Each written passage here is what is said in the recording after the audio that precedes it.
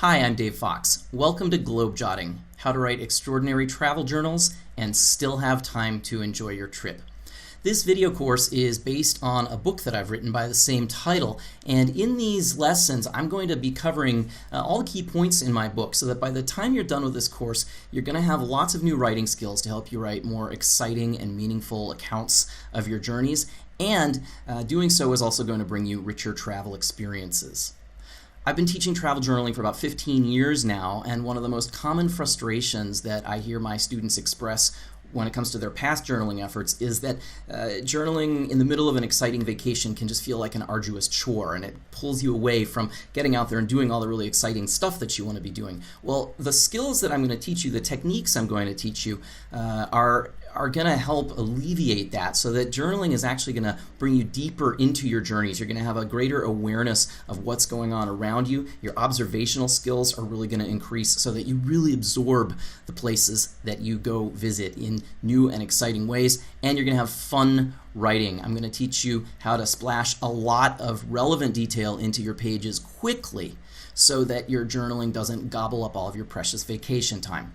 So I want to start out by talking about why I think that travel journaling can be so powerful. This is going to sound a little bit contrived, but I really believe that when done right, travel journaling can change your life. For starters, let's think about why we travel. For many of us, travel is something that happens in thin slices of our lives. We get a short amount of time each year to get out and immerse ourselves in places that are different from our everyday world. And sometimes we spend a lot of money to make these trips happen. We invest a lot of energy in getting to a faraway place for what, in the grand scope of our lives, occupies a finite amount of time. But here's the thing. Let's say you go on a big vacation, a big travel adventure. Imagine your greatest fantasy trip. You save your money all year, maybe longer, to make it happen, and your trip only lasts maybe 2 or 3 weeks. But the money and the energy you invest in making that trip happen are paying for a lot more than a 2 or 3 week experience. You gather memories along the way, you collect stories, and you get to keep those stories for your entire life if you can hang on to them. The problem is our memories grow fuzzy over time. The farther away we get chronologically from a big adventure, the harder it gets to recall the details. A well-written travel diary will remedy that. All the details you collect in your pages will serve as memory triggers. They'll help bring you back in your mind to those moments. And the stories you write down will keep the details fresh. Now, what do most people rely on to remember their travels? A camera. Just about everybody brings a camera with them on vacation, and I love to take pictures when I travel. I'm not knocking travel photography in any way, but there are a lot of things you can't capture in a photo that you can capture with words. For starters, with a camera, you're dealing only with the visual, and that visual element is confined to the 4 walls of your viewfinder. When you write, you can cover all of your senses, what you see, what you hear, what you taste and smell, and so on. You can take pictures of the people you meet, but you can't photograph the stories they tell you or how you felt in their presence. You can write about your inner journey, all of the thoughts and emotions and insights that can feel so intense and amazing when you're in an unfamiliar place, and you can write about things you might not be able to photograph. Maybe you're in a moving vehicle, maybe the lighting's bad, maybe you're in a crowded city in a foreign country where you don't feel safe waving your camera around, or maybe something just happened so fast that you miss the shot. These are all things you can write about even if you can't take pictures. Journaling will make you more aware of your surroundings. Once you start actively thinking about what you're going to write, you become more observant of all the details in the world around you. And you also become more aware of how your external journey is affecting you and challenging who you are as a person. I think any kind of journaling can yield personal insights, but there's something really big that happens when you get outside of your everyday life, outside of your cultural comfort zones. And if you write about it, you can really learn a lot about yourself. And finally, if you're interested in going into freelance travel writing, a well-written journal is crucial. Now, journaling for yourself and writing for publication are 2 very different writing styles, and I'm going to be offering a follow-up class to this one on how to write for publication.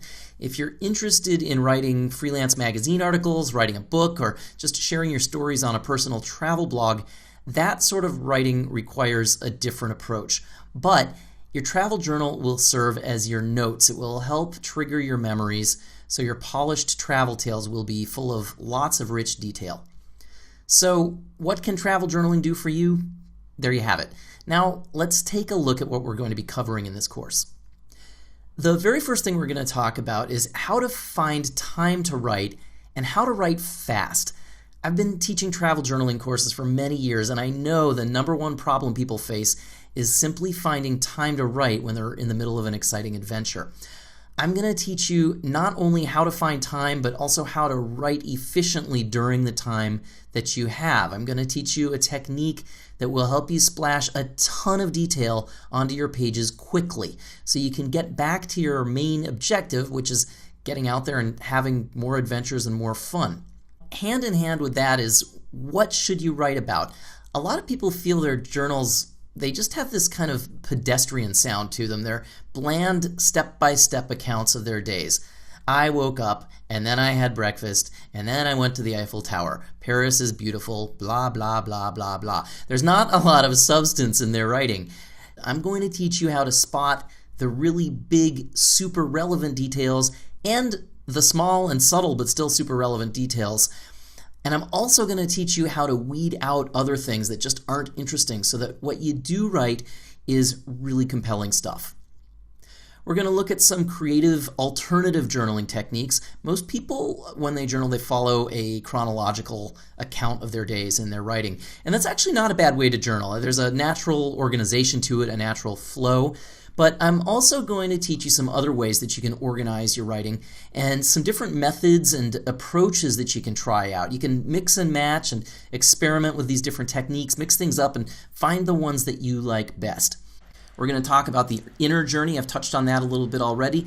How does travel affect us emotionally, and how do we write about that? Writing about our reactions to things, our feelings as we move through a place can be a little bit tricky, and it's something that I think is a little bit even scary for some people. So we'll talk about that, and we're going to talk also about your inner censor. Now, we all have one of these. It's a little creature swimming around in your brain that likes to decide what you should write and what you shouldn't write. And often your inner censor is over-vigilant. He or she is telling you, no, don't write this down, don't write this down, when actually some of your most powerful writing is down in your subconscious mind. I'll teach you how to get around your inner censor and get at the really exciting stuff going on in your brain.